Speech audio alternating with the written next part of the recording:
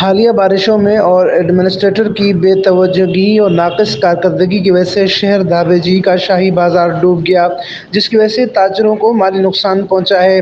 اس حوالے سے انجمن تاجران کمیٹی کے صدر داؤد شاہ خان نے میڈیا کو بتایا ہے کہ ضلع ٹاؤن کی ناقص پالیسیوں اور بے توجہی کے باعث ہر دفعہ شاہی بازار ڈوب جاتا ہے۔ نالوں کی صفائی نہ ہونے، اس میں بھاری کچرا پھنسنے سمیت قریبی فیکٹری اینڈ جوٹ مل کا اپنے پانی کی نکاسی نہ ہونے کی وجہ سے سیلابی پانی کا زور شہر کی طرف آ جاتا ہے، جس کی وجہ سے شاہی بازار میں تمام دکانوں کے اندر پانی چلا جاتا ہے۔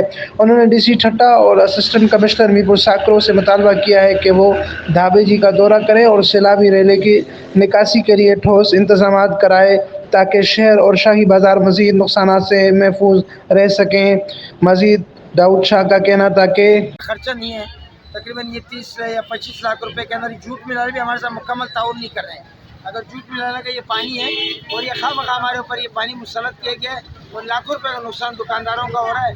Amin Farooqui, fire stone news network, Thatta, Sindh.